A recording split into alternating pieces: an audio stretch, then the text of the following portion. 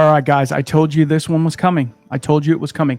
Today, we have none other than Drew from Whiskey Lore Podcast, and he wrote a book. Well, he wrote a number of books, but he wrote a book that we are doing a book club over, The Lost History of Tennessee Whiskey. We're going to get into everything about this book, which it's a lengthy book, so we're not going to get into everything about it, but we are going to get into this. We're going to get into Drew's background, all the things that he's doing, and we're actually going to share a little dram together. We were talking beforehand about something we could do, and I said, hey, let's do a Tennessee whiskey. So we're gonna sip a Tennessee whiskey as well. But I want to thank Drew so much for coming on here. So without further ado, here he is.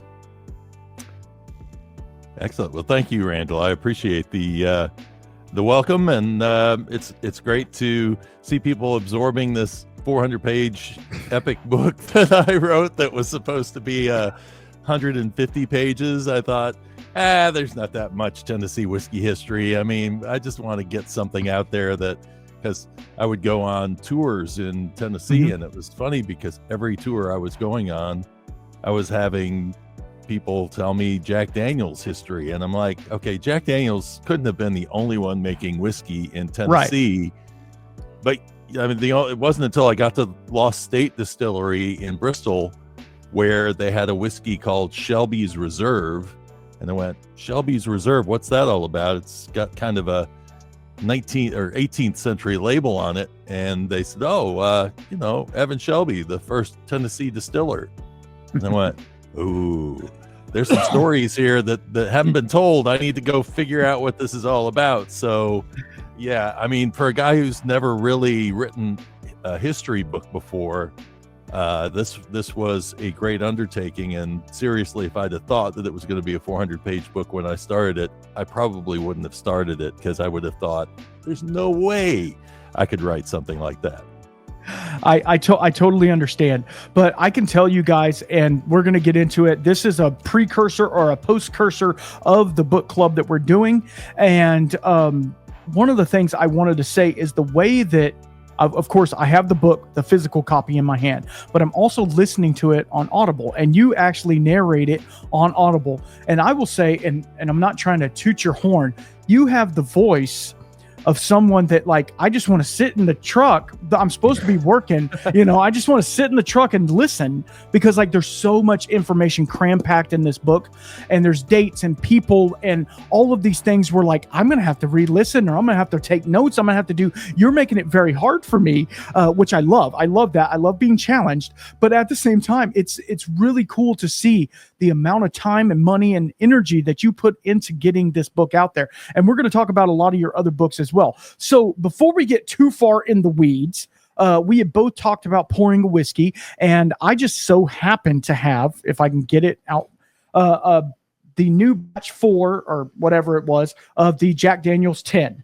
And you said, did you happen to have a sample of it? So I thought, hey, if we're gonna talk about Tennessee whiskey, we might as well drink one. I haven't even sampled this. So I'm really interested to get into it. I told you a little bit off camera that I'm fairly new to liking Tennessee whiskey. So I'm intrigued about it, and I want to learn more about Tennessee, and that's why we picked up this book. We, as in me, why I picked up this book, and I thought, hey, if I'm going to do this, if I'm going to deep dive this book, I want people, my listeners, to follow along, and hopefully it's well received. So why don't you tell us a little bit about yourself, and then maybe any of your socials or anything where somebody can find you. Okay. Well, writing books wasn't where I started. I actually worked as a web designer and still own my web design company. So that's how I afford to travel around all the different places that I go to. And so at one point around 2016, I was like, the business is kind of running itself for the most part. I had people doing programming for me. So I thought, I'd love to do something a little different with life. What am I not doing with my life that I'd like to do? And that was travel. So I started traveling all over Europe. And one year, in fact, 2019, I went to Hawaii in January. I went to Cancun in February. Then I went to North Dakota a couple of months later, because that was the 50th state that I was going to hit. So I decided to go to Manitoba, because that was going to be the 10th and final province in Canada for me to. So that's kind of where I was at. I started a podcast called Travel Fuels Life. And what I was doing was I was trying to teach other people how to be able to live a travel lifestyle the way that I was. Well, one of the trips that I took was a trip where I had gotten some miles for building out my office. And I was like, okay, I'm going to use these airline miles to go to Paris. I've learned French in high school. Maybe this is my chance to figure this out and see if I can converse with people. And so I took off for, I was going to take off for that trip. But then I was like, you are not the type of traveler that likes to stay in one place for too long. So why don't you rent a car and then plan a trip out around it? And I was deep into James Bond at the time. So I went back and watched all the James Bond movies and figured out where all the locations were for the movies. And then I planned a trip through Europe going to all of these different locations. So kind of a theme trip to do, which was amazing. Yeah, that was fun. So when I came back home, I was like, okay, well, I want to do another theme trip because that was successful and people enjoyed it. And so where could I go next? And I, like you, had not had a very good experience with Jack Daniels when I was younger. And because of that, I had not had whiskey for 20 years. And I just was not interested. I was drinking. To this day, honestly, if somebody says take a shot of whiskey, I'm like, not unless you want it right back on you, bud. Right. Because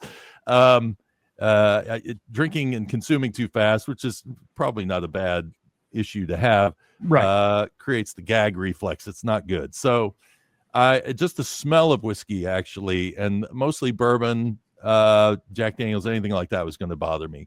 So I decided, a friend decided that since I was getting interested in trying something besides beer, I should get into whiskey, but I should try scotch first. Yes. So we moved into drinking scotches, and I found that my palate started coming around to scotches, and I was enjoying it. And we were doing little clubs together or little gatherings, and we'd talk about whiskey, and I couldn't really taste anything specific, but until we got to that Isla whiskey, and then I'm like, okay, I know that's a Band-Aid. Yes. That's definitely a Band-Aid. Absolutely. But that was the only one I could get. Other than that, everything bourbon just tasted like bourbon. So, and then my friends and I were all sitting around chatting about stuff, and I knew my BS meter was up because I was thinking, these guys are talking like they know what bourbon is. Limestone filtered water made in Kentucky. But this doesn't sound right. I need to go figure this out for myself. So my next theme trip was to go to Kentucky. And so I did planned out a 19 distillery 8-day tour of Kentucky that included Jack Daniels and George Dickel on the way home. I live in South Carolina. So I decided to video blog the whole thing from beginning to end. And so what were my experiences after I left each distillery? What was I thinking as I went into each distillery? And it was great because at the beginning I was like, I'm going to Maker's Mark. I know nothing. And by the end, I'm at Jack Daniels going, wow, this Jack Daniels place is pretty impressive. I guess I really shouldn't have been downing it all these years because of my stupidity of drinking too fast or whatever it may be. So, so it was definitely eye-opening, but I was still just doing my Travel Fuels Life podcast. And it was at a podcast convention in Orlando that I met someone who said, if you can teach somebody something, you should write a book. And so I thought, well, I have all the material already. I've done all this travel around Kentucky. I might as well, work on a book on how to do the Kentucky Bourbon Trail. Right. And I had already been to 17 on that trip. So I was like, I'll just go see another 17 and then I will write a book about it and I'll do profiles on them and all the rest. And amazingly enough, I actually went through with it. Never think I'd probably ever write a book. And there it was, my travel guide, Experiencing Kentucky Bourbon. And it's done really well. I mean, 150 plus 5-star reviews on Amazon. It's been out for 5 years. And the only reason I didn't want to do a follow-up to it was because the KDA had come up with a field guide, the Kentucky Distillers Association. And it was like, okay, they have a little guide. They're selling it. and that's fine. We'll roll with that. Well, they decided not to do that anymore. Mm. So and then my book starts selling again. And I'm like, okay, this is not good because these are 5-year-old profiles pre-pandemic. Right. Everything has changed. There's more distilleries. Some of the Hmm. distilleries that I just put addresses for, I really needed to cover, like Green River, which was OZ Tyler at the time that Right. I went the first time.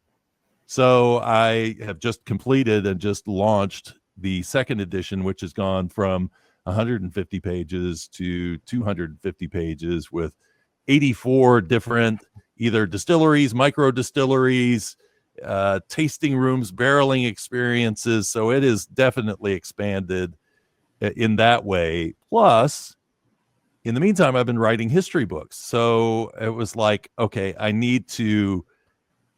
was embarrassed because I read the history that I wrote in the first Experience in Kentucky Bourbon book. And I'm like, this thing is still selling.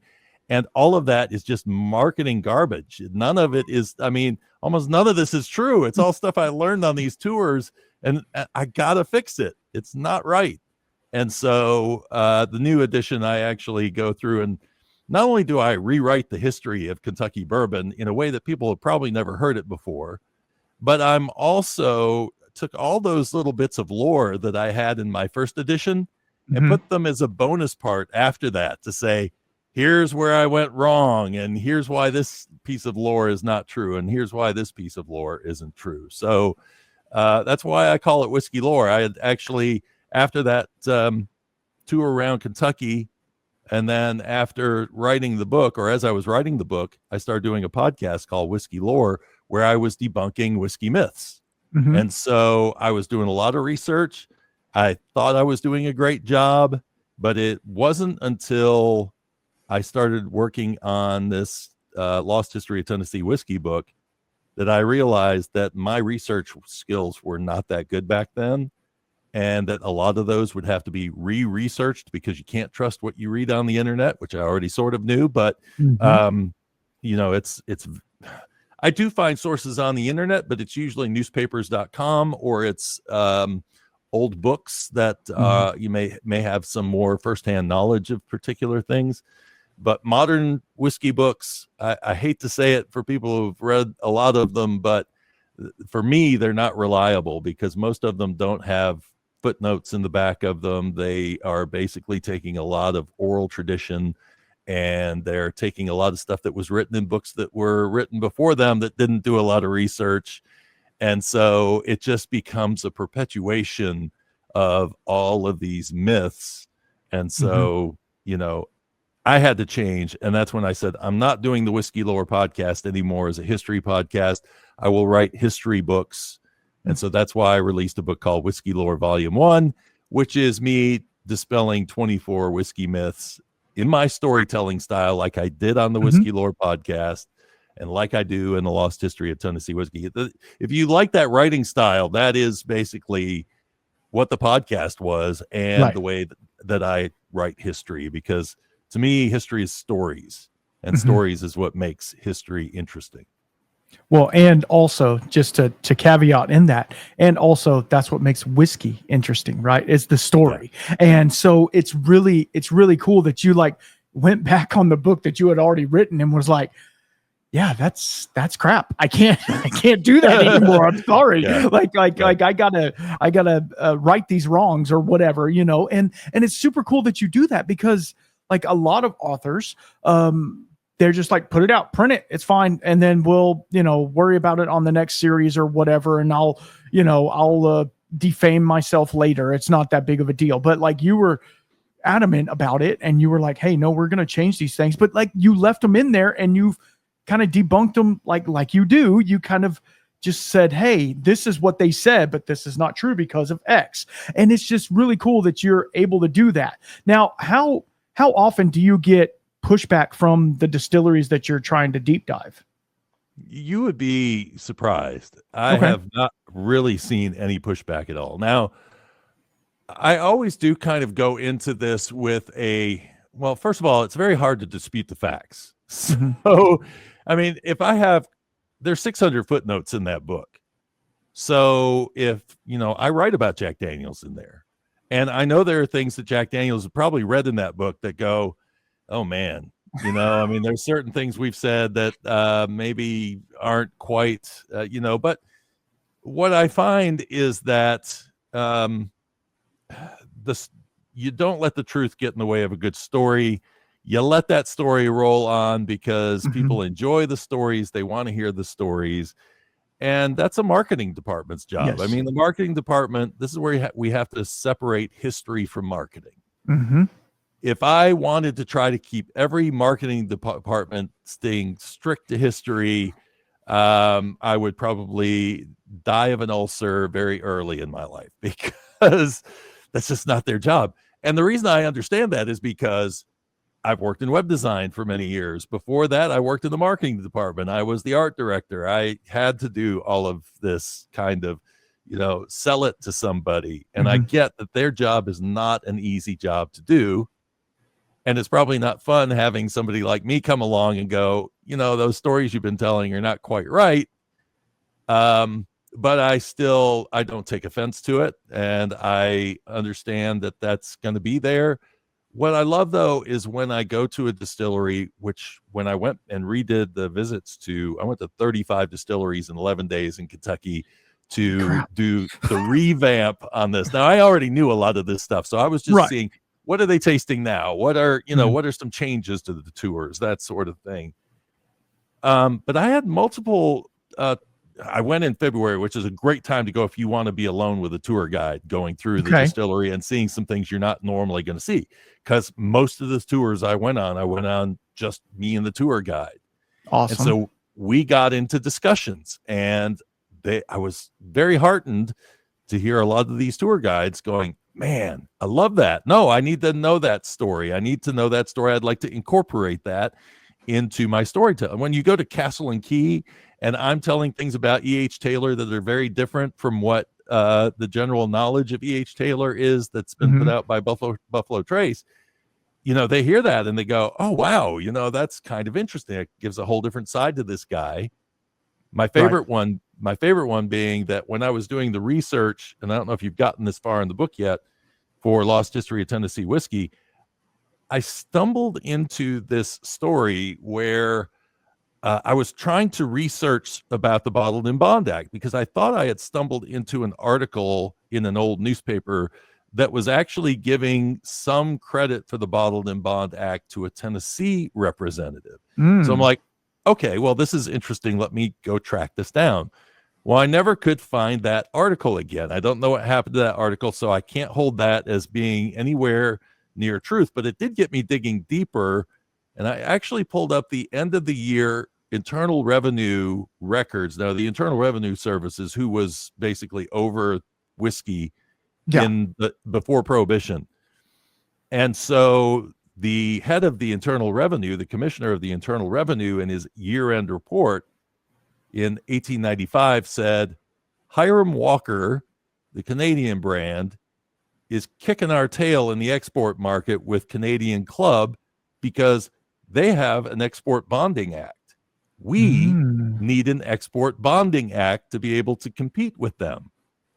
Now, of course, the story I wrote in my Whiskey Lore episode number 4, season 1 on Bottled and Bond was giving all the credit to E.H. Taylor because that's what we're told. E.H. Taylor, some say he lobbied for it. Some say he wrote the bill. I mean, it goes as deep as you want it to go.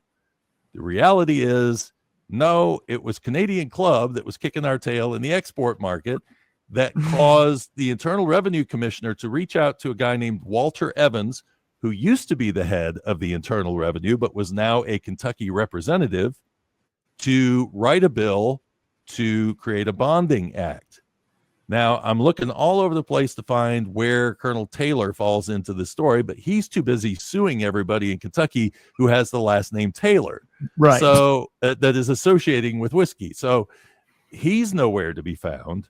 And so as I start really digging deep into the story, trying to figure it out, I'm like, where does this narrative come along that it was to save Kentucky bourbon or that it was about adulterating whiskey?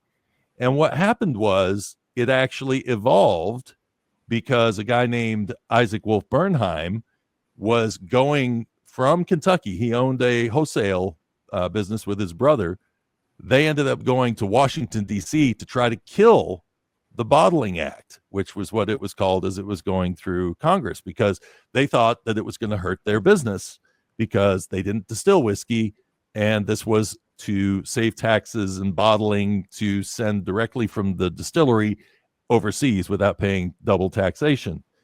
Well, when he got involved and the bill started to drag, all of a sudden they needed to figure out another angle to get this thing on the docket. And what was the angle?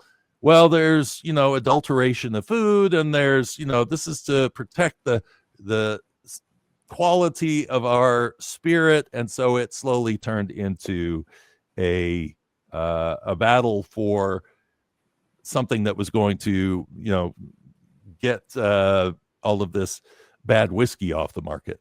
Mm. So Taylor does end up in the story, but where does he end up on the tail end? After it passes, no one is taking advantage of it. And in fact, it was frustrating the Internal Revenue. They're like, we did all this work to get this thing passed, and now nobody's actually taking advantage of it.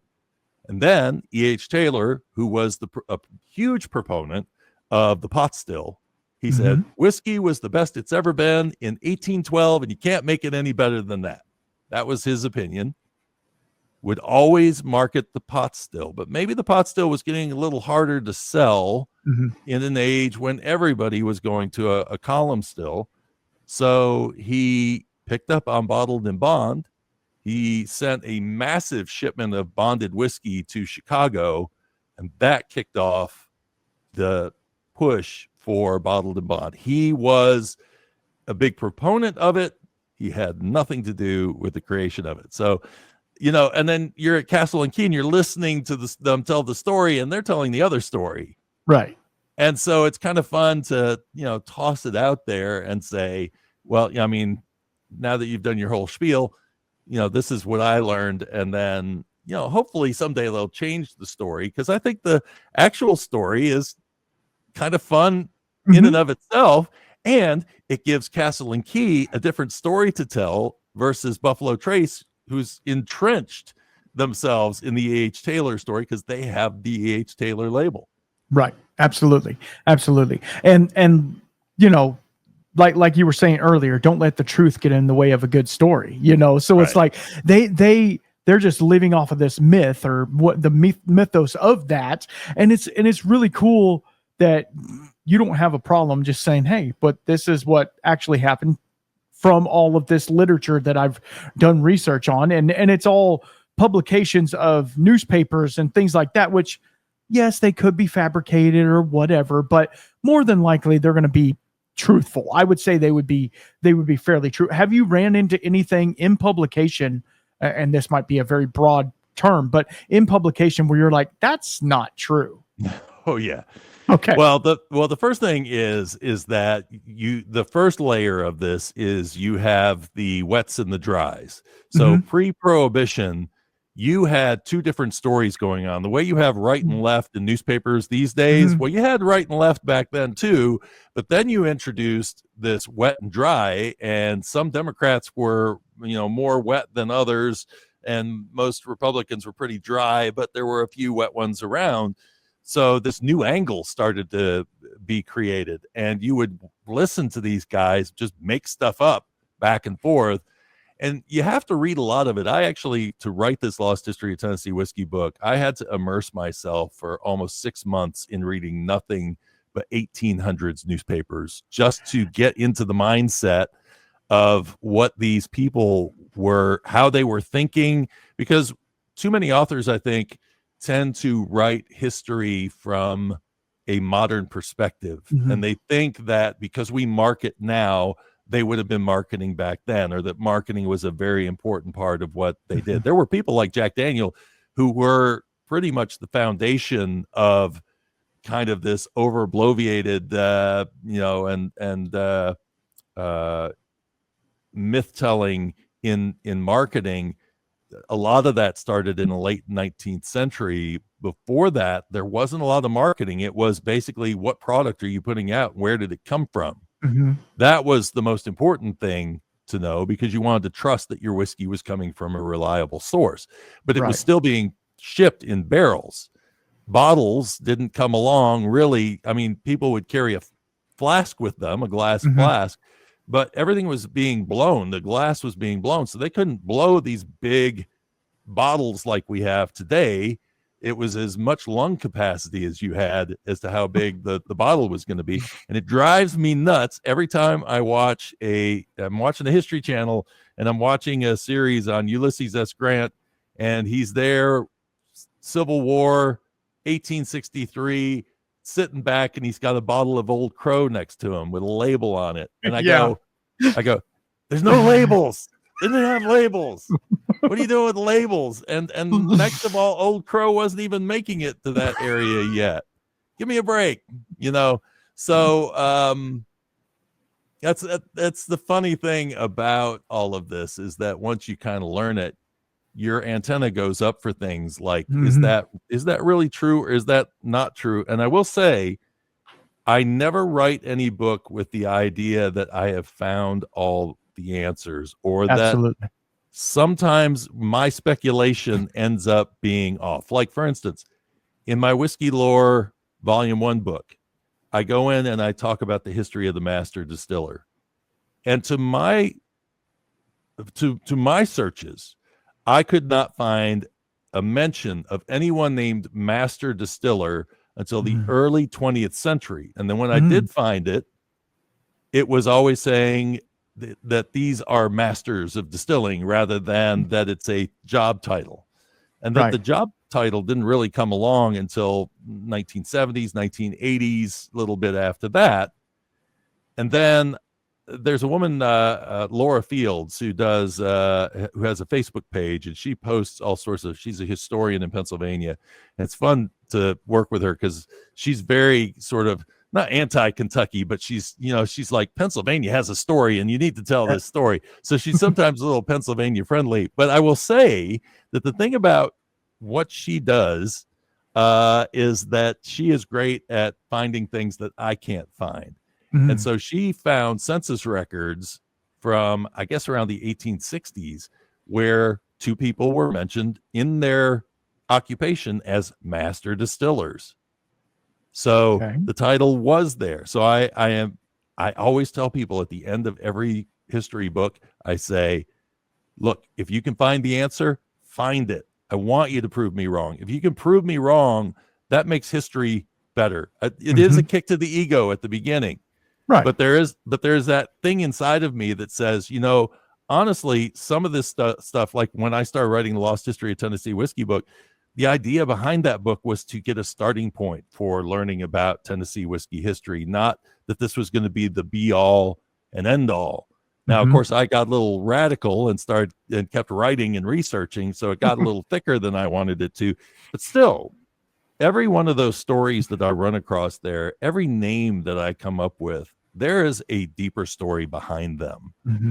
And whether we actually find it or don't find it, I want to put the name out there so that there's a chance we can find it. And if somebody can tell a deeper story, I tell the story of Nancy Patterson in this book, and I don't know if you've gotten to that part yet. No, not yet. Okay. I don't know if I want to spoil it for you because it's kind of it's fine. Go ahead. Okay. Go ahead. The thing is, we hear all this, you know, who was the first female master distiller? Who was the first master distiller? All these kind of questions. And so what happens is we kind of put a stop point when we say, you know, this person in the 21st century was the first female master distiller. And I'm thinking, you know, for years, nobody's really been looking any deeper behind that. It's just like, okay, the statement's made, end of record, we're on to the next thing. Now, there have been women in distilling since the beginning. Absolutely. And so you're really, yes, it was, you know, these time periods, earlier time periods were probably more difficult for women in terms of getting a leadership position. But there were women like Nelson's Greenbrier, Louisa Nelson ran that distillery, Josephine Brown in the famous, at that time, Robertson County, Tennessee. They were the last two female distillers in that, or they were the last two distillers in legendary Robertson County. They kept their distilleries running all the way to the end. So I'm going, there's got to be more to this. And there's a woman named Carol Roberts, and she had come out with a book not long before I came out with mine. And she had found some amazing information about a woman who was actually a ex enslaved woman who married an Irishman, and when he died, she took over his distillery, and she had actually been the head distiller. So they called her the boss distiller. And the reason we know all this stuff about her, and she ran it for 30 years or so. Wow. Yeah. And so this story comes in the late 19th century. It's the only reason that she stopped distilling at 90 or 85 or whatever she was because Prohibition hit Tennessee in 1909, and that was the end of distilling. Right. But nobody really knew that story, because what's the use of looking for these stories if we already know who so this is my big thing about, we got to keep challenging history, and we can't be so adamant that this person was the first, or that this story is the truth, and that we can't dig any deeper into it. Because what I find is every time I think I got the story right, I bump into an article that makes me go, oh, maybe I should rethink that. So that's so amazing that, you know, the history inside the history, or the history outside of the history that you know. And it's really cool to see you, especially deep diving one section of one piece of one thing, just being like, there has to be more to this part, not the whole story, just this one thing. And then finding, praise God for all the people that you work with as well. All the people in the newspapers and stuff like that, helping you along your journey, because it takes a village to write a book, right? I mean, I've never done it, but I'm sure it's not something you can just do of your own, of your own brain, just thinking, because like you said, not everything that comes to print is truthful. So it's doing that research and using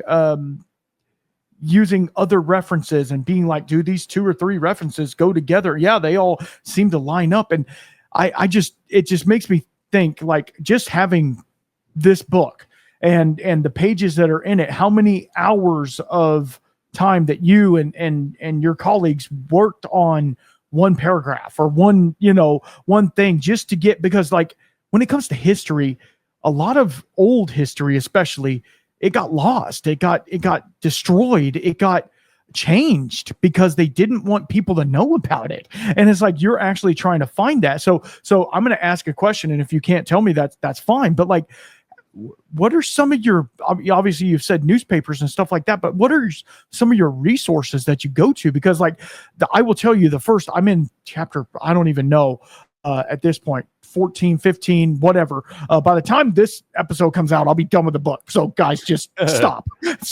It's hard for me. I have ADHD, and I get, I got to read it. Sometimes I have to listen to the same paragraph over again. Anyway, so how do you, doing your research, like, how it has to be taxing getting all of that stuff from the microfiche that you're watching or whatever, or looking at, into written word. Like I guess walk us through that part, because I know for me, I hear history and I know all of these things, and people tell me these things, and I listen to people like you that are I would say more knowledgeable than I about it, and I'm like, okay, but as you well said, like, you don't take anybody's, that's not the gospel, right? You have to do your own research on that. So like, yeah, I don't know. How do you go about putting all this on paper, I guess? Well, it's fresh in my mind because I'm doing it again. I'm working on a book that will be very similar to this one, on the history of Bourbon County and its relationship to bourbon whiskey. And the way that you write a book like this is you draw an outline and you say, what are the different subjects that I want to cover? You try to put them in a logical order and you have to not get married to that order, because you're probably going to end up changing it because something will come along to upset the apple cart. So I tend to first do all of my initial research in just collecting and organizing within a Word document, and just like, let me get it all in there. Let me put all the footnotes with it. Let me know where I got this source from, where I got this source from. And then after I get, for this, I had 700 pages worth of notes. I read through the 700 pages of notes and I try to see where stories are. I try to see where there are common themes. And what's amazing to me is that I will jump in and find a story. And then as I start to write that story, I will realize that it connects to a story that I had much earlier in the writing, or might connect to a story I had much earlier in the writing, Right. which sends me back to research. So in the case of, it's hard for me. Tennessee's not that far away from me. I mean, I can get to the state archives in Tennessee in probably 5 hours. Okay. I didn't realize how much information there was at the state archives, because I probably would have just gone to Nashville a lot more than just going to all of these small little county archive offices.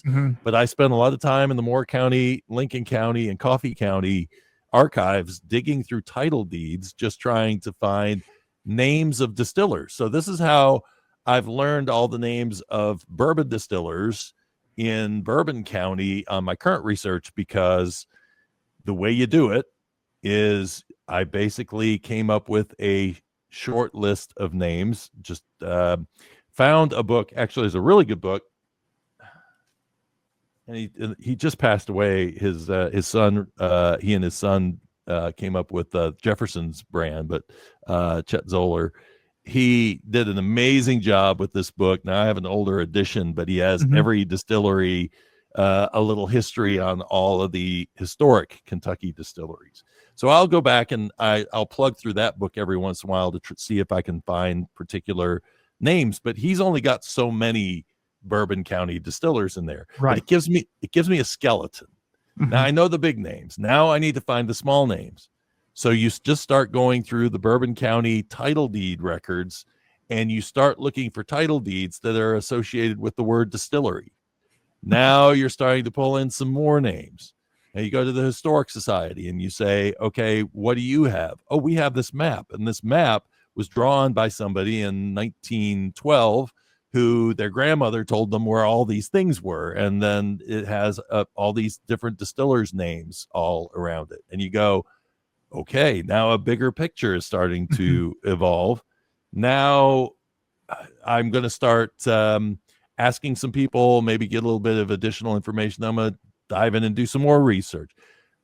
What most people do when they research these kinds of books, as I see it, and I could be wrong on this, but it seems to be what I find, is that when people are writing whiskey history books, they go find a stack of older whiskey history books. They pull a lot of the stuff out of those older history books, and then they will go and talk to somebody. And they'll say, what did your great grandfather do? And do you have some old family Bibles? And what kind of family records do you have? And so they're going to give you all of this information. And while I wish I could do that, I know what human nature is. And human nature is to embellish your story, embellish your family standing and what you're doing. And I can sniff out a book that is written on oral tradition pretty quickly, because there won't be many footnotes. They'll be in the back. It'll acknowledge family members. A perfect example of that is the book that's written on Jack Daniel from 1967. It was a guy named Ben Green. He was a newspaper reporter at the Bedford County newspaper. And he had gone to Jack Daniels in the height of when it was on allocation, and there was just this mystique around it. And you had Frank Sinatra talking about it, and Jackie Gleason talking about it. And, everybody wanted it. It was the only brown spirit anywhere in the world that seemed to have any kind of interest in it. Everybody else was falling down. And he had a great opportunity to write a fantastic book, because some of those people were still alive. Some of the people that knew Jack Daniel were still alive. And so he talked to a lot of those people. And unfortunately, what came out of that is kind of a Hollywoodized version of Jack Daniel's life. And why? Well, because it's the easiest way to write a book. If you can, at the very beginning of the book, say, this is historical fiction, I could only find so much information, there are facts in this book, then yeah, it's much easier, a much easier approach to writing, and you can get very creative on what you're writing. The problem is that it doesn't advance history at all. And No. the other issue with that is that it creates, well, I think in a way it weakens the person that's being talked about, because you're basically saying this person was important, but not important enough for me to tell their real story and say that there were limitations in what I could tell. I'm not going to make stuff up. I'm going to give you the real story, but I'm going to tell you as much of the real story as I can. And so when you read in my book about Jack Daniel's life, you're going to read a very different story than you're going to read in Jack Daniel's legacy, because I didn't talk to those family members. I didn't get kind of that, he had so many girlfriends, he couldn't swat them away. That's great, fine, whatever. But, who was the real guy? What was he doing? So one of my favorite stories about Jack Daniel that never gets told, that I bumped into, that goes back to this oldest registered distillery claim that they make, which is obviously not correct. And the reason it's obviously not correct is because I went to the Internal Revenue, I went into the Internal Revenue books in the National Archives in Atlanta, and I dug through books from 1868 to 1873. And first of all, nobody was distilling in Tennessee at that time, believe it or not. The reason they weren't distilling, I kept going, why are all these people paying fines, but they're not actually making whiskey? Well, apparently they had changed the laws, and because of the taxation, Tennessee distillers said, we can't make whiskey the way we used to make it. So if we can't make it the way we used to make it, we're just not going to make it. And then the government's not going to get their revenues. And then the government starts to sweat. Well, as I'm looking through, I'm going, I don't see Jack Daniel's name in here anywhere. All right. Now, I sort of knew that was coming because the oral tradition says that he started working with Daniel Call, who was a Reverend Daniel Call, and that he worked on his farm, and nearest green was the distiller, and one big happy family, and this is how it is. Well, that's how it's written in the legacy book. So you have that, and then what you find is that as I'm going through the records, Daniel and Call, the first time it's actually mentioned is in 1874 or 5. I think it's 5, November of 1875. So this 1866 date, well, that was a very popular date for a lot of distilleries to use, because that was the end of the Civil War. So it only makes sense that you would go, oh, yeah, well, we started in 1866, end of the Civil War. Well, the first problem with oldest registered distillery is that they weren't registering distilleries until 1868. So that was 3 years before, 2 years too early. Second of all, they weren't coming into Tennessee because revenuers were scared to come into Tennessee, because it was still a hot zone. And the last thing you wanted to do was go knocking on people's door going, I'm from Washington and I got my hand out, give me some money. They're not going to do that. Yeah. Well, on top of that, I'm finding that Jack Daniel has gone through this thing where he's lost his mother at birth, then he's lost his father during the Civil War, and now he doesn't have, basically he's got some brothers, but one brother was killed in the war as well. And so the family is in turmoil because the father has died, he's being raised by two step-parents. And now there's a fight for the family fortune, because Callaway Daniel, his father, had some money. And so you have this situation where this is in limbo until the 1870s. And once it comes out of limbo, Then all of a sudden, Jack Daniel has money. And what can he do with money? But he can join Dan Call in this distillery that he's going to get in. And Dan Call got out of the business like they said he did. The timing wasn't right, though. It was just a year later in 1875. Yes, it was 74, 75. And he basically rented his farm out to Jack to continue on distilling. So oral tradition was right to a point. And that's where oral tradition is handy, because I can read it and I can sort of come in and figure it out using that as, okay, let me disprove or prove all the way through. But the registered distillery story gets even more curious as you start going through old newspapers, because in a small little Lawrenceburg newspaper in Tennessee, there was an advertisement for Jack Daniel's whiskey in 1792 or 3, something like that. And it says something to the government in Washington shows that Jack Daniel's is the longest running whiskey or something to that effect. Okay, in the United States. Now, if you just stumbled into that ad, you would go, oh, see, there's the proof. It's right there. I mean, obviously it's proof. Marketers wouldn't lie to you. They wouldn't lie to you in the newspaper. Well, they really probably weren't lying. Because the reality was, during that time period, the Internal Revenue was shutting down distilleries left and right for tax stamp issues. And the reason that I know that this is probably the reason they made that claim is 2 years later, a newspaper article comes out in the Nashville Tennessean or one of the bigger newspapers where they did a full profile on the Jack Daniel distillery and told, and they were bragging on Lynchburg and all this great stuff about Lynchburg and the Jack Daniel distillery.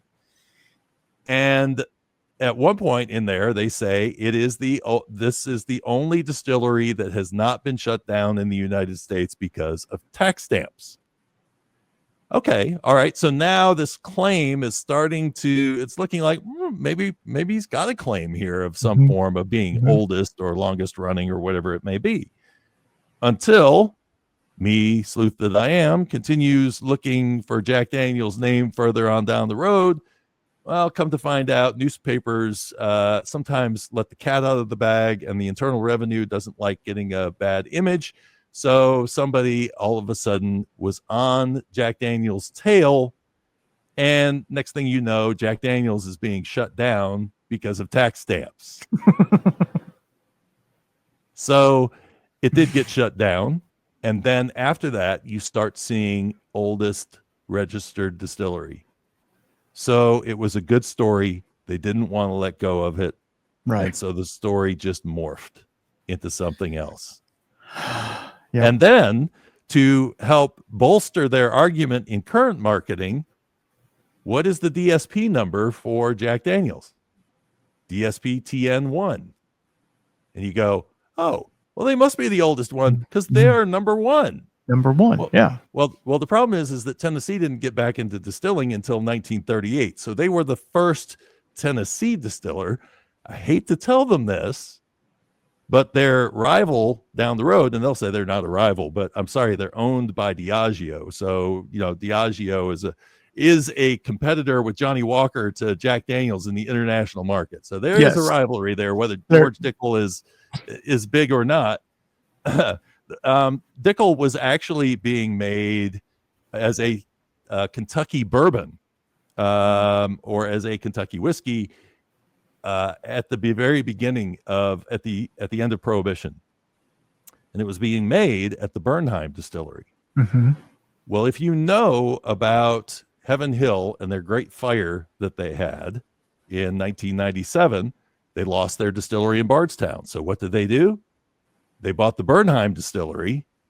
Bernheim distillery is DSP KY number one. They were the first ones to produce whiskey in Kentucky after Prohibition. So the reality is, if you want to play the number one game, well, they got you by 5 years in Kentucky with George Dickel. So George Dickel can hang that one in their hat, even though it wasn't a Tennessee whiskey at the time. Oh man, that's a lot of information, but that's awesome. That's exactly what I wanted, and I knew that's what we were going to get into. And one of the things I wanted to ask you was, because you said it to me, Tennessee whiskey is bourbon, correct or false? So here's my issue with that statement. Tennessee whiskey was not defined until 2013. Okay. So what was Tennessee whiskey before that? I mean, we could say that all Tennessee whiskey was Jack Daniel's, because Jack Daniel's would love you to believe that. Right. Or that it was all George Dickel or all, but see, this is the problem. Tennessee's biggest issue was the fact that they went into Prohibition early as a whiskey producing state. They were the earliest, next to North Carolina. A lot of people don't know North Carolina was huge in distilling prior to Prohibition. So that's another lost story that needs to come about. But Tennessee went shortly after they went into Prohibition. And so if you think about it, they stopped distilling in 1909. They didn't start distilling again until 1938. That is almost 30 years. Whew. That is a long gap. So I like to say, when George Dickel came back in 1963 and hit the shelves in 1963, think about somebody who drank George Dickel Cascade whiskey in 1909 when it was brand new. How old are they now in 1963? Because they had to be legal drinking age to drink it in 1909. Right. So we're talking about people who are 2 steps away from the grave. Mm-hmm. How are they actually going to relay to the younger crowd, the history of George Dickel? It's just a whiskey that they knew that disappeared, and that because nobody took the time to dig in and learn the actual history of Tennessee whiskey, in 2013 they decided to punt. And what did they do? They said, oh, well, I mean, we'll just take Jack Daniel's method of making whiskey, which I will fully admit is making bourbon and putting it through a charcoal mellowing process. Although, difference being that in Kentucky, usually they will charcoal mellow after it comes out of the barrel, whereas in Tennessee, they do it before it comes out of the barrel. And there's a good reason for that. Good reason in Tennessee for that, which was that prior to Prohibition, if the whiskey had color, from what I'm reading, it was not considered Tennessee whiskey. So that tells a whole different story in terms of what we would think Tennessee whiskey is. So to say that Tennessee whiskey is bourbon is to basically say the state of Tennessee doesn't matter. It's all about a county in Kentucky, and that's it. It discounts the entire history of Tennessee whiskey. And what it does is it creates a situation where you get these history writers for American whiskey history who will write the history of bourbon and who will ignore that Tennessee exists beyond the fact that there was a George Dickel, and they'll give them that. Yeah, you got George Dickel and you got Jack Daniel, but there really wasn't much going on. They were making something down there. The difference between Kentucky distilling pre-Prohibition and Tennessee is that Tennessee got out of the chute a lot faster. So in the days of the farmer distiller, Tennessee was blowing the doors off of Kentucky because they had a head start. They had a whiskey tycoon named Frederick Stump, who basically was running Nashville with whiskey in the 1790s and early 1800s. Kentucky was still trying to get their sea legs at that point. I mean, we're talking 1789 if you want to believe the whole Elijah Craig thing, which he was making whiskey, but not necessarily putting it in casks. But they had a really good long head start. In fact, Daniel Boone, I found records in the Shelby family papers that show that Daniel Boone was bartering rum with Evan Shelby in 1773. And so that means they're already producing rum in Tennessee in 1773. And 7 years later, there's an order for rye whiskey that Evan Shelby asks his distiller to make. So they had a massive head start. Tennessee was a very big agricultural state. and it had a very diverse landscape. So, it's split up into 3 sections, and really the West never got heavy into distilling. It was more a cotton area, but the middle and East, a lot of whiskey was being made in those areas. And but what happened was industrialization hit Kentucky before it hit Tennessee.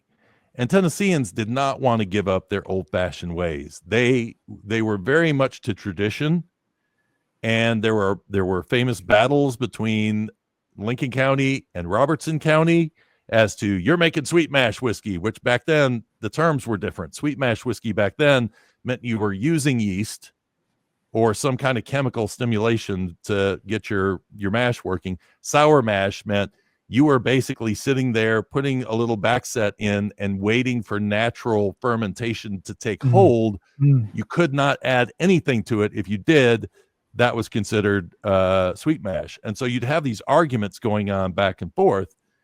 So they took it very seriously back then. But because Tennessee wanted to stay with traditional sour mash, or that they were tied to tradition, only a handful of distillers, one being John Speary's Belle Meade, and another being Charles Nelson's Greenbrier, they got big. But most of the other ones stayed small. Jack Daniel famously said, I have not found this quote, so don't quote me on this, but they tell you this at the distillery, so you know how far you might be able to take this. Right. But that Jack did 99 bushels. He would not do 100 bushels because he didn't want another revenuer on site. And that was it. So, and it was Lem Motlow, his nephew, that drove him to finally open up and start distilling more because they're winning awards. He didn't even want to win awards. He's like, I don't want my whiskey to be too popular, right? Because I don't want to have to get that extra revenuer on site. So, yeah. It's very, I mean, that's why I say the stories around Jack Daniels are great. And I do like the fairy tale ones as well, because they say a lot about what was interesting to them at that time period, what they valued. Right. So there's some plus to that. I don't think modern fairy tales, though, tend to tell as much about us. They do, but I think back then, because we have so little information on these people, that it's kind of an insight into their psychological way of thinking. Right. So. Yeah, that's crazy. Okay, I'm gonna caveat right here at the end, I guess. So, what do you think of this Jack 10? This is actually, I've had batch 2, 3, and 4. Okay. In the past. I don't remember how it worked out. It seems like 12 and 10 always seem to be going back and forth for me. Yes. It's like I like it one year, I like one, the next year I like the other. And I was surprised the first year, because I think that was batch 1 of 12. But I loved it, but I didn't really warm to the 10. Then the next year I liked the 10, but I didn't warm to the 12.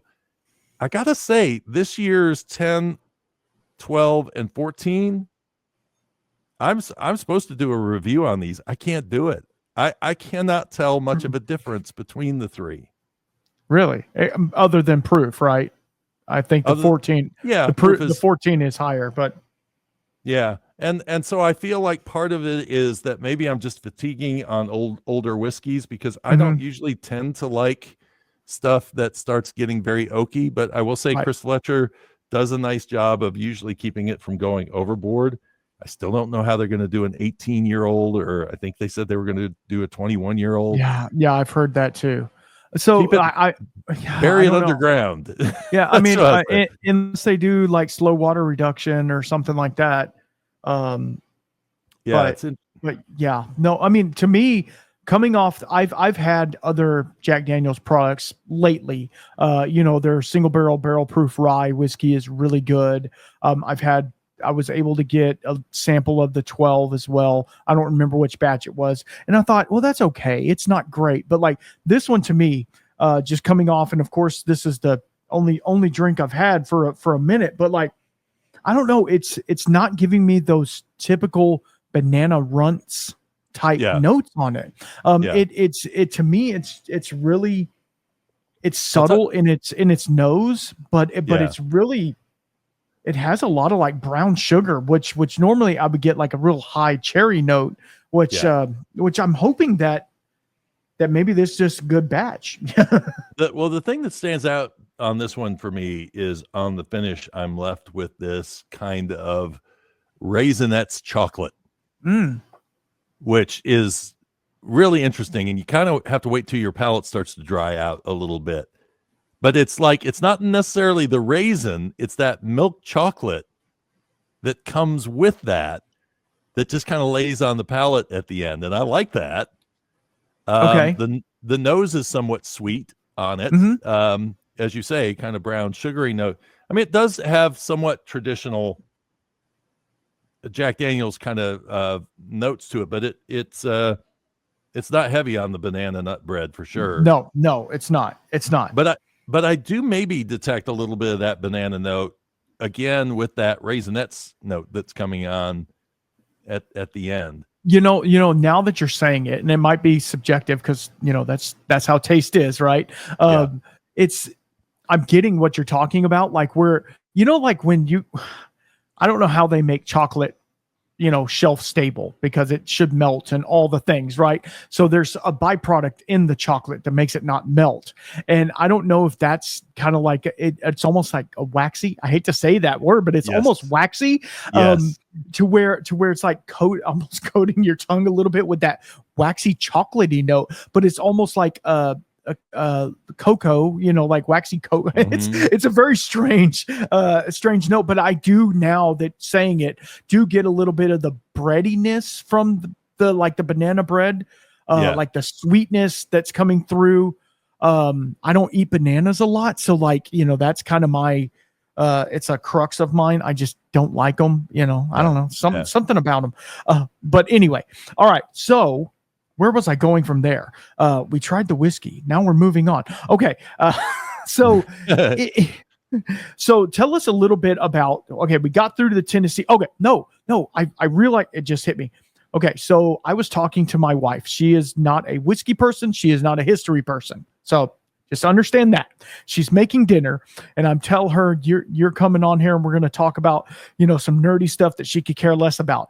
And I said something about the Shelby family. Okay. And she goes, oh, like from Peaky Blinders.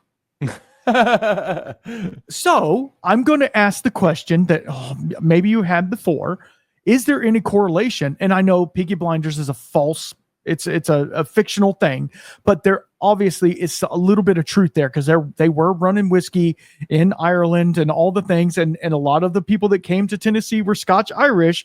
Could there be a correlation between the Peaky Blinders people and the Shelby family? Probably not, because the Shelby family was Welsh. Oh, yes. Well, that didn't help me. Yeah.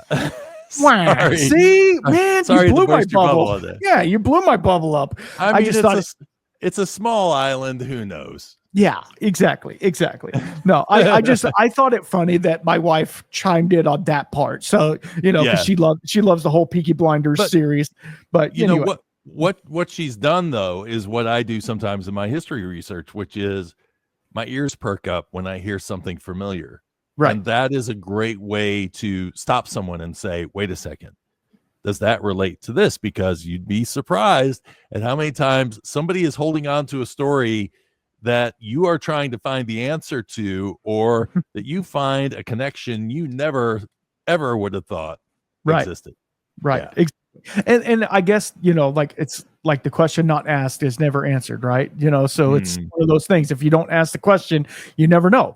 But at the same time, I will tell you that I don't know how well this little book club thing is going to go. I don't know how well received it's going to be, because I've had quite a few people on my channel reach back to me and say, yeah, that'd be a lot of fun. But at the same time, like, that means people, and this will be this world, people have to pick up a book or Mm-hmm. listen to an Audible. But yet they'll sit there and listen to a podcast, but they won't listen to a couple hours of a of an Audible or something like that. So it's getting people outside to come inside. Have you noticed in the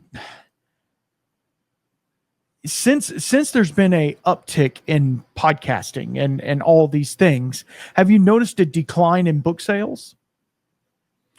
It's hard to say because I mean, I released my first book in May of 2020. So, I mean, I was right in the pandemic when And the right first in the one middle came out. of it. Yeah, Yeah, exactly. so it's hard to know and gauge what was going on before that. I will say that books still outsell audiobooks. Really? So, Okay. yeah, there's more people buying, but more people are probably going to pick up my travel books in paperback because you can Mhm. carry it with you and you can flip it open anytime you want to. I have a Right. website with all the information on it. People don't go to the website quite as much as they go to the book. And that's just because you can pick it up, look at it real quickly. But then when it's not around, then you got the website to go back and check out and see what's in there. So the problem with the book is that you can, for me as a writer, it's like it takes a long time to write one. So you're not going to get a lot of stuff. If I was doing podcasts, I would be putting out one a week and people would be very happy with me, but I would also be pulling my hair out because that is a lot of research. And then I'd feel really bad because I wasn't giving the true full story because nobody can research all that stuff in No. such a short period of time. So, No. yeah, no, I mean, and it's funny because people will also ask me, who I like in terms of podcasting and that sort of thing. And I'm always like, man, I wish I could listen to podcasts. But I've always got my head buried in websites, research, and books that I'm looking through for footnotes and whatever else I can find. So it's rare that I get to actually just sit back and relax and Right. enjoy a Right. conversation.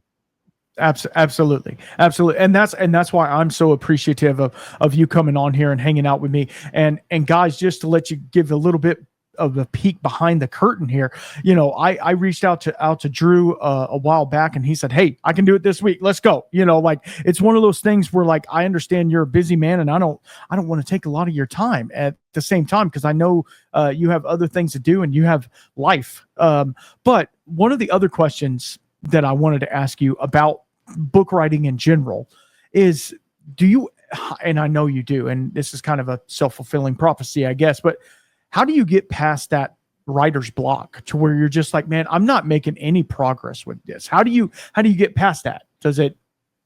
Is there a special thing you do, or? You do in some ways. I always feel like the start of the chapter is always the hardest thing to do. If you can get the first few words down, Right. then you're fine. But when I do my podcasts nowadays, I don't do an intro anymore. I just start chatting with people. And I think the easiest way to get past writer's block, first of all, is to have content. So you need to know what you're going to be writing about. Well, Right. if you know what you're writing about, the second thing that usually gets in the way of you being able to write is that you're thinking of something else that you are not doing because you're not writing. So it's distracting you and it's keeping you. So you also need to set aside time. I tend to write early in the morning because and when I say early, I will start getting up at 5 o'clock in the morning and start writing because I'm fresh. I don't have any conflict in my brain. I am just there to write and I can go. So that can help. Start in the middle of a chapter if you have to start in the middle of a chapter, and don't be afraid to rewrite, because I always say the best way for me to get started is to know that my first copy is a rough draft and I'm a perfectionist and it's very hard for me to do that. But I will, and what I'll find is that I will start writing with that in mind, and then suddenly I'm like writing like it's the end of my life if I don't get this exactly right. And I have to give myself permission to relax a little bit and enjoy the writing process and create. Because one of the things is that I do in terms of writing is I don't just write the story. You probably picked up in a couple of places in this book where I'll start on something different that's unrelated, and then I'll turn it around and be into the subject. And you're like, what was that about? Yeah. and Yeah. and then all of a sudden it's like the Selu chapter at the Mhm. beginning, where I'm basically we're talking about a Cherokee story, and you're going, why is he telling me a Cherokee story? Right. Well, I had to set up where corn came from, because Right. nobody's ever written the story of where corn came from. But that doesn't Yep. just come out of nowhere. That's like, you have to look at your chapter and say, am I going to start this chapter the same way that I've started every other chapter, which is Evan Shelby was born in Tregarden, Wales in 17 blah blah blah, and his family came to blah blah blah. And do people really want to read that over and over and over again? Or would they rather maybe start off by going, a large piece of property was sold in Pennsylvania? Who knew that this guy would be somehow the first distiller in Tennessee? Right. That gets people engaged. And so I think sometimes it helps in getting a chapter started in saying, I do not have permission to start this chapter like I've started every other one. It's got to start from somewhere else. Mm. And nowhere is that more true than in my Whiskey Lore Volume 1. And I call it Whiskey Lore Volume 1 because I was going to write a book called 101 Whiskey Myths, and then I was going to go through and debunk them. But I found that after writing 24 of them, I already had a 250-page book. So I needed to, nobody was going to pick up a book, Yeah. here, you can use it, hit somebody over the head with it, and it's a murder weapon. Yeah. But those stories, you'll start off, when I do Master Distiller and I tell the origins of Master Distiller, I'm like,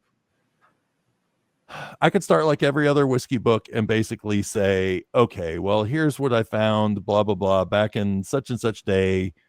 But that creates no mystery in the chapter. Right. So the way I start that chapter off is by talking about Johann Sebastian Bach.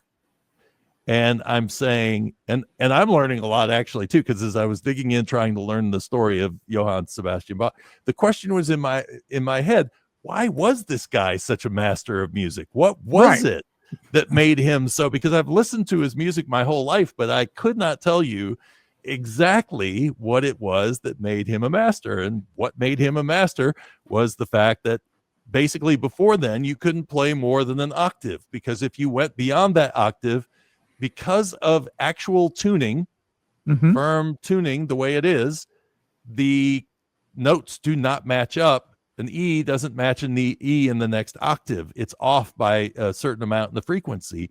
So he created what was called equal temperament, which was there's an equal distance between each of these. They are not natural this way, but I'm going to make them work because they sound okay. And then this way you can move to further octaves. And I said, this is a master. This is somebody whose work was so important that everyone that followed him has benefited from what he did in that moment. And then you look at some guy who got some money together, bought a pot still, stuck it up in his in his trailer, and he's making some whiskey, and he's got a business card and it says Master Distiller on it. And you go, Master, what does that mean? What does that even mean? And so before I could tell the story of Master Distiller in whiskey, I had to tell the story of the evolution of mastery. And when did mastery go from what was Johann Sebastian Bach into why do we have doctorates? If mastery is mastery, why do we need a doctorate? Where did that come from? And then into how once it became finishing something or getting to the completion and having knowledge of something, that became, oh, well, I mastered the English language. Okay, that's great. A lot of people have mastered the English language. What makes you so special? Right? So I needed to get that understanding of the evolution of the word first to be able to write the story and to put it in context for you. And I'm as much of a history fan as I am a whiskey history fan. So you're gonna get a baseball game at the beginning of a chapter on America's native spirit, and you'll go, why is he doing a baseball game? It all comes clear because I tie something with the man who was pitching the ball game and the man who coined the term America's native spirit. So, and it just makes reading, I think, a lot more interesting for the reader. And so you really got to set those up ahead of time. Absolutely. Absolutely. And yeah, I couldn't have said it better myself, because a master is just that. I've heard other people say it takes 10,000 hours. But I don't think there's a timeline on it. I think when you have perfected whatever craft you're in, it doesn't matter if you're distilling whiskey or being a composer. When you have perfected, and by perfection, I mean, there's always for change, because perfection, you're not going to reach perfection, because perfection is, I don't say it's unattainable, but it's also, there's always room for improvement in everything that you do, because if you're not improving, you're not really perfecting yourself as well. So like me, for instance, and not to bring myself into this, I am what they would consider a master plumber, right? I've put 25 years of my life into the trade. I know a thing or two, let's just say, but do I know everything? Absolutely not. Can I give you a schematic drawing on a 85-story building? Probably not. I mean, I could, but probably not very easily, and it's going to look not well. But can I diagnose a problem and fix the problem? Yes. So I mean, there's mastery in itself is just knowing the craft that you're in and knowing that thing, but also being able to take advice and take that understanding from other people who might see it from a different vantage point, take that and run with it. I don't know how you feel about that. Yeah, no, the reason that it came up in my mind was because I had been calling a lot of people master distiller, and sometimes it was just a default title if I was talking to a distiller who was in charge. But then I was in Scotland, and everybody's a head distiller, or a production director. They weren't necessarily using the term master as much. And then I interviewed Richard Patterson, who's a 50-year master blender. And I asked him, I said, when did you start calling yourself master? And do you feel like that term is overused? And he said, yes, he felt that the term was overused. And you know what? Coming from somebody who is such a Scotch whiskey ambassador and somebody who has been doing this for so long, I have no issue calling him a master distiller. Absolutely. It was interesting because I asked, getting back to a Tennessee theme, I asked Chris Fletcher, his grandfather, Frank Bobo, ran Jack Daniels during many of the years it was in allocation. And I asked him, did he call himself a master distiller? No, I don't think he ever called himself that. And that makes sense, because back then, we didn't glorify people the way we did now in the whiskey trade. Right. It was probably much more internal rather than it was. And that's why those early mentions that I found in newspapers saying he's Kentucky's he's the master distiller of Kentucky. He's a master distiller of Kentucky. Well, that's saying he is one of the greats in Kentucky right now. Right. Yeah. He has a mastery about what he does. Right. And I think that's a good line of delineation between the two, is mastery versus a master. Because a master to me is Johann Sebastian Bach. If everybody else is learning from what you did, now it could be on a smaller scale. If everybody in your organization, you may be the master distiller of your organization because everybody in your organization is learning a particular thing that nobody else is doing, that you're doing at this particular distillery that you have mastered. And maybe that makes you stand out. I don't know. I mean, it can get very heavy into semantics and sometimes I go, you're taking this too seriously, but there's another part of me that goes, no, but I really want to know, where did this come from? Why are people doing this? I don't understand why I can't find the first mention of female master distiller until 2014. That just doesn't seem right to me. It doesn't. So, yeah, it doesn't. Yeah, no, that's super interesting. And in the end, it's just a name, right? It's just a title. It's not. I know people that like my wife's grandfather, he was a master of living, you know what I mean? Because he had done life and he knows the rights, the wrongs, the things to do. And he always had, I think mastery is wisdom, right? It's having that wisdom of being like, I've done the things. Don't do this, do this. That's it. And it's kind of simple when you put it in that perspective. But when you're talking about a specific craft like distilling, there are, guidelines to follow. There's things to do. But at the end of the day, it's your product. You're making it. It's up to you. It's what you're doing. Is Jimmy Russell any better of a distiller than someone else? No, but he just has mastered his section of the distillery, and people look at that and they're like, oh, his wisdom, and he's like, no, I just am attuned, and you become acquainted with the surroundings you're in, and you're like the smell, taste, touch, all your senses, and the next thing you do, and it's almost a spiritual thing, both physically you're making spirits and mentally, you become in one with the still and making the product and doing all that. It becomes a thing, and you're able to understand that, and that's why some of these people make absolutely fantastic products. And whereas others are struggling because they're just trying to get that mastery part down. And I feel like, and I'll be the first to say this, I'm a Texas boy. I'm certified Texas whiskey right there on my thing. We have a long way to go in Texas. Like we make some great products, yes, but there's a lot of room for improvement there.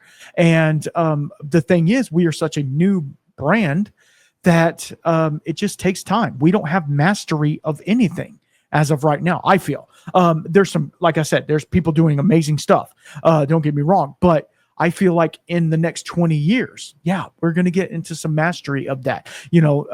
Nancy Fraley's been working a lot with a lot of the Texas distilleries trying to get their brands, but it's not all about blending, right? It's not all about blending the product. It has to be good product coming off as well. And it has to be marketed well. It has to be, all of the things have to line up for the company and the brand to succeed.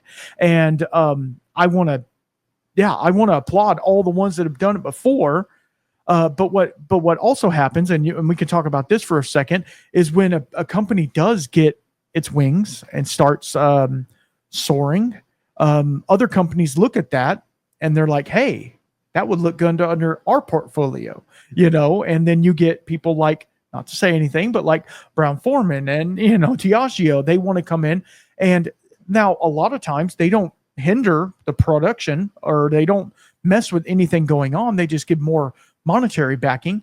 But it does, to me, and I'll say this, and this is just my opinion, it doesn't have to be yours, it does kind of make me feel a certain way when a product is now, I don't want to say a mass-produced product, but like I love the whole craftiness of these craft distilleries and the fact that my granddad did this, and he's still doing it, and the legacy still goes on, but now it has a $2 billion backing instead of like, we need to get this barrel out because we need to make bills, that type of thing. Like, and I don't want for any distillery to fail, because obviously when whiskey does well, you and I both do well, right? So that's part of the thing. But like, also like, I don't want it to be a monopolized system, as well. I know, I don't think it will be anytime soon, because there's a bunch of craft distilleries popping up, and you're a forefront of going to these craft distilleries. I've seen some of the places that you've gone. I haven't even heard of these distilleries, so I need to. That's why I go. Exactly. Like you've been in what, New Jersey and places like that.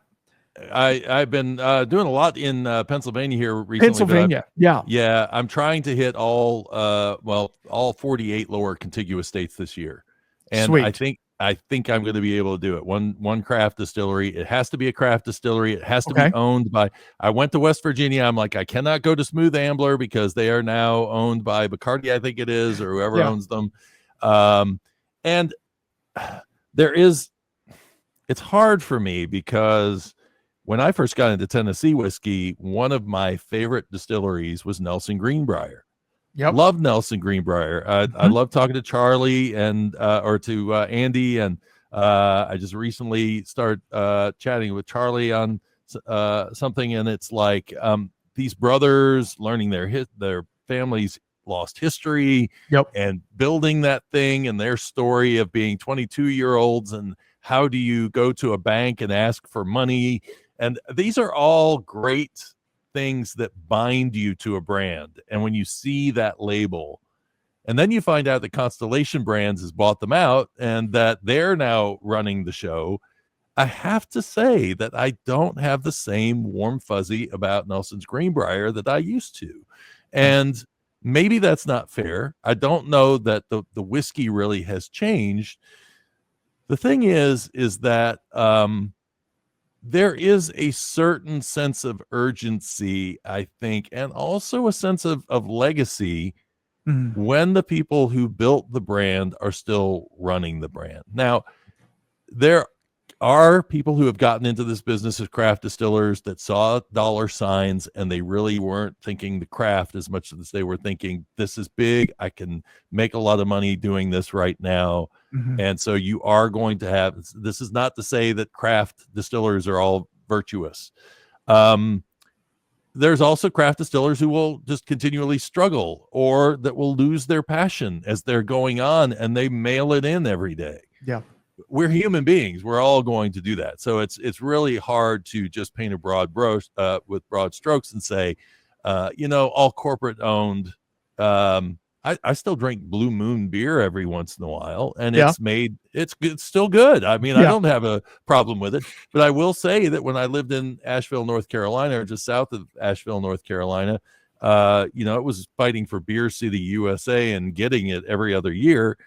And we had a brewery there called Wicked Weed. And, it was a very popular spot with the locals, everybody. And then InBev came in, bought it. The locals won't touch it. They have no interest in it whatsoever.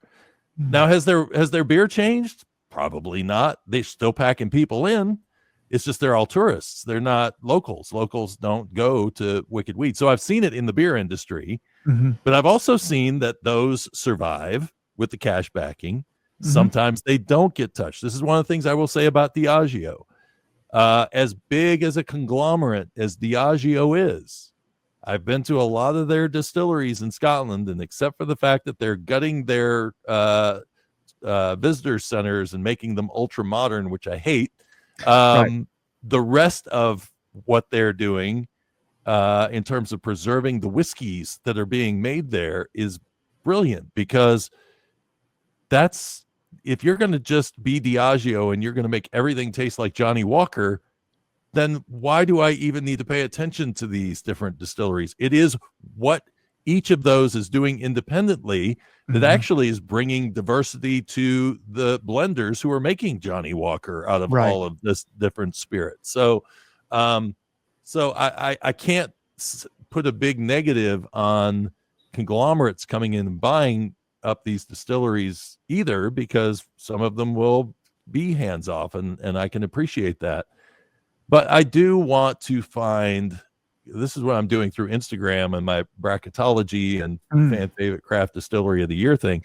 I want to draw out fans of particular brands that are of craft distilleries I've never heard of, because as you were surprised by some of the names of places that I've gone, I was just as surprised when I posted their name up when I asked for nominations for Wisconsin distilleries, and I got a barrage of distilleries. I'm like, I didn't even know there were distilleries in Wisconsin. And now I see that there are a ton of them, and they are all universally loved. Yes. And where did this come from? Right. And then I'm from Michigan originally, and so I didn't think, Michigan has no distilling history beyond industrial distilling. So all of a sudden to find out that there are distilleries spread all across the state of Michigan, and that Michigan is making some of the most interesting whiskeys around, and you're going, where did this come from? And it's kind of like digging into history for me. When I discover something that I don't know, and that I am that leads me to curiosity, that why doesn't anybody else know this either, it makes me want to really dive in deep. And so I mean, the book that I'm working on after, because I just released Experiencing Kentucky Bourbon, but I am working on a book called Experiencing American Whiskey. And I am going to endeavor to reach out to every single craft distillery in the United States that makes whiskey to ask them about what they're making and at least make a connection with them, and then get them more exposure if I can do so, because I love the craft distilleries I've gone to visit. The problem is that writing a full featured Experiencing American Whiskey the same way I write the Kentucky Bourbon one, where I do 2-page profiles of every distillery.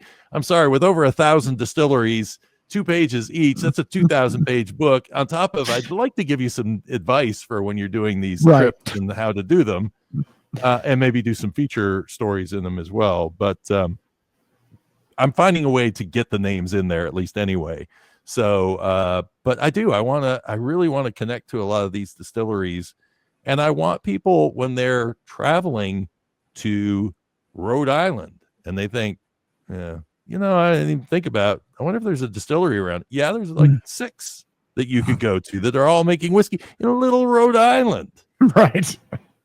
So, I mean, it's there. And the hard part for the small craft distillers, and another reason I focus on them, is because in a way, they can do Facebook ads, they can do whatever they want to do to try to market.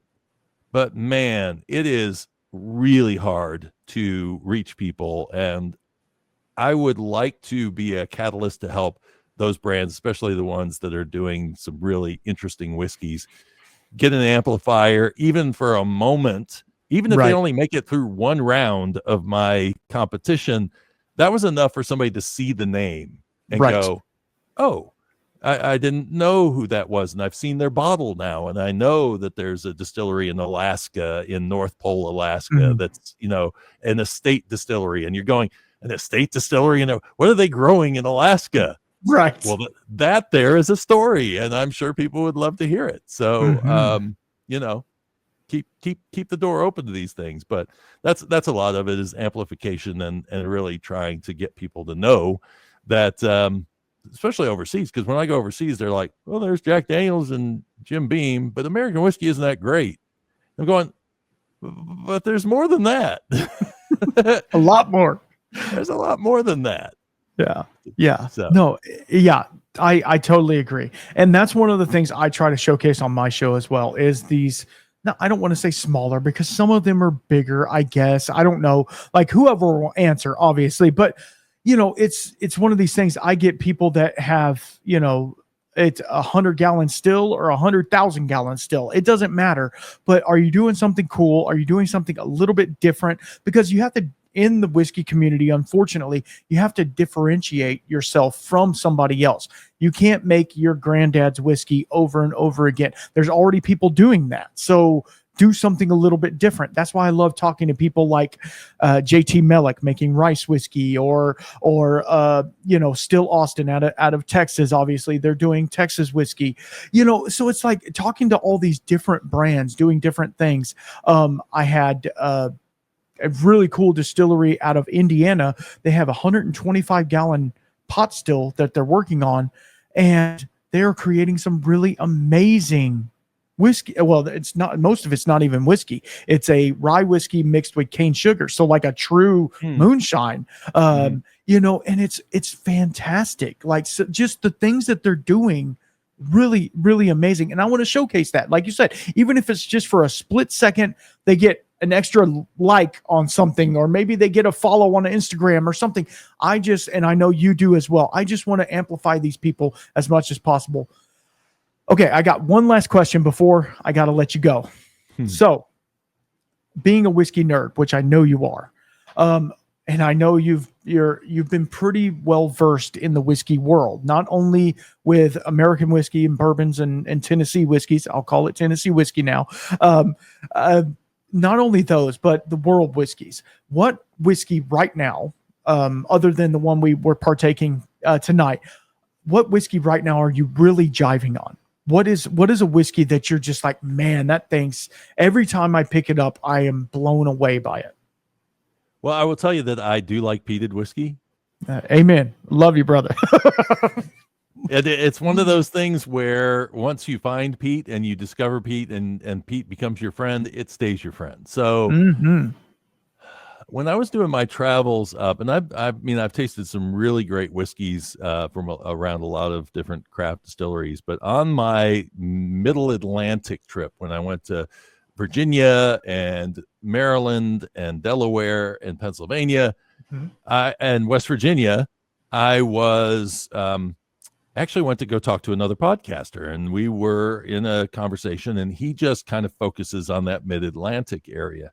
He had a lot of bottles that were local, and one of the whiskeys that he pulled out was one that I had seen actually on Instagram, and I saw that they were building a new distillery, and it was the only reason why I didn't come visit them. I believe it's Malarkey or Merlar. I think it's just Malarkey is how they probably pronounce it. It is out of Virginia. It's near Manassas, Virginia.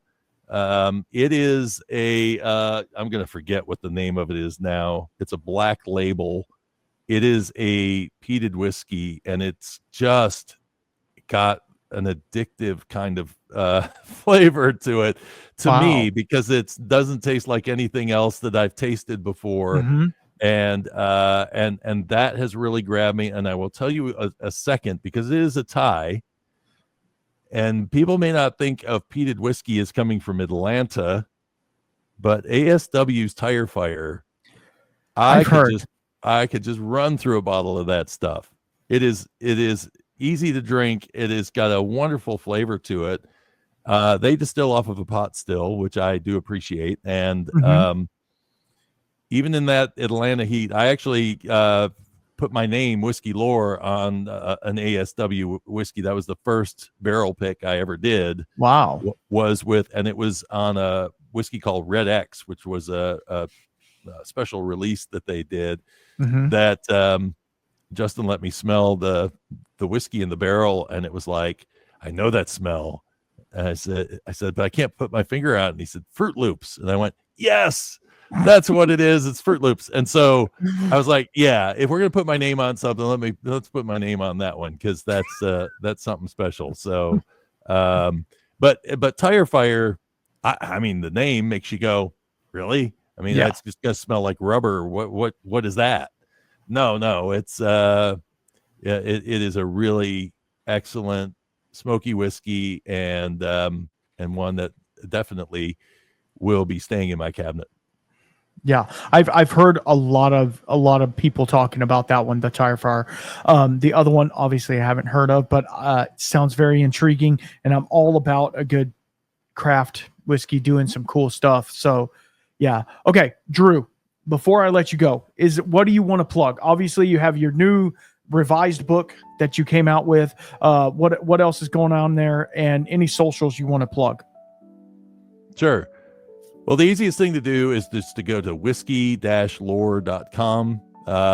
There you'll find, you can go to whiskey-lore.com/books, and all of my books are listed there.